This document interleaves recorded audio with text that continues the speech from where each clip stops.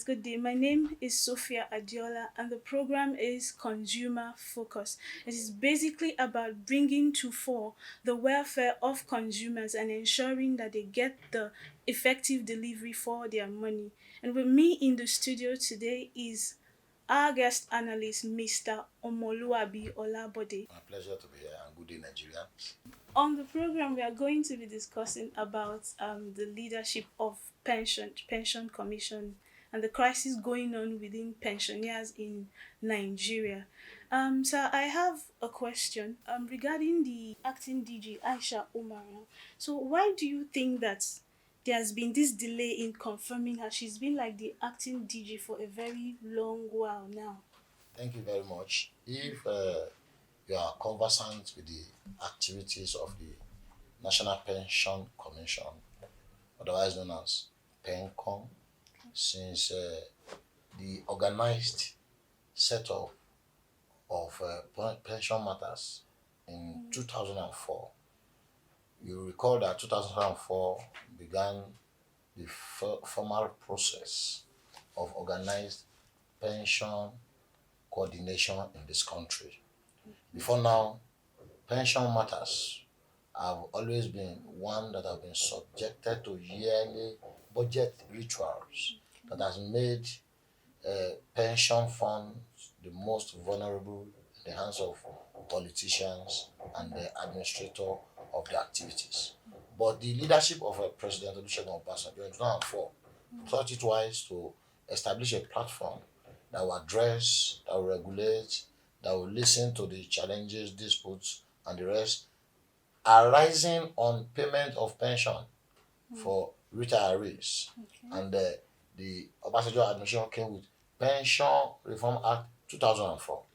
And between 2004 and 2014, if you have been part of the activities of the organization, you realize that the reforms that were hitherto done in 2004 have been running smoothly in a way, and in most of the times have been impeded by leadership crisis. And no Nigerian should be surprised why the National Pension Commission has always been embroiled in one leadership issue or the other. If you have followed the activities of the commission, you understand that every director general of the commission have always faced one leadership issue, one opposition, one propaganda, one corruption challenge, and all the other, up until the coming on board of the current DG, Mrs. Aisha.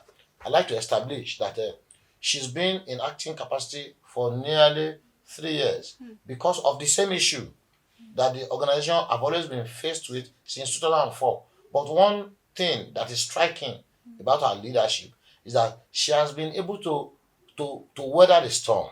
She has been able to sustain amidst very, very debilitating propaganda, leadership crisis, political interference, national and federal character challenge. You know, and I want to believe that the President Muhammadu Buhari decided to delay a confirmation to be sure that the person on the saddle is the right person to be there, to be sure that the person on the saddle has what it takes to lead, to be sure that some of these issues raised after the unceremonious removal of the former DG are actually properly addressed, so that whoever that is confirmed as a substantive DG will be able to settle down to work. So I want to say that the crisis that has trailed a confirmation or that has delayed a confirmation up until now are not issues associated with her as individual,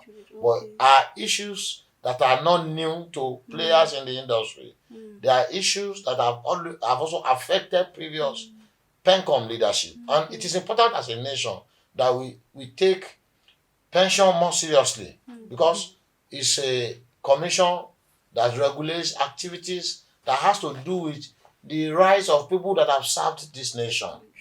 Before the advent of PenCom, one of the most fraudulent sector is the pension sector. But thank God for the leadership of this nation that has been able to establish an enduring legal framework Okay. to make PenCom to function.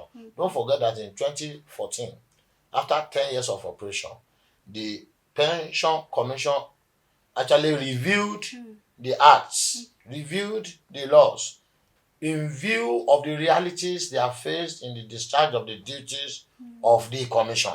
And they thought it was that there is need for amendment.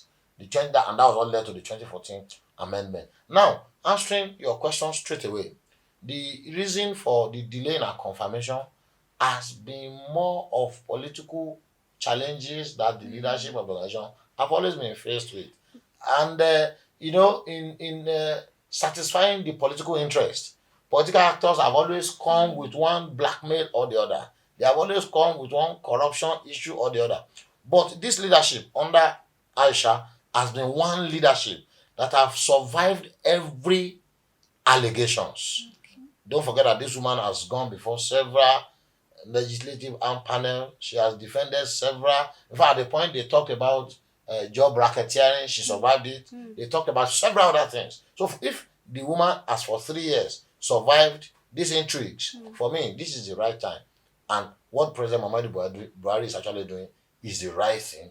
And what I would say is to beg Nigerian political actors that have always seen PenCom as a juicy agency where they must have interest to allow voice of reason to prevail so that this organization can move on smoothly in the interest of the people that are the elderly in our society.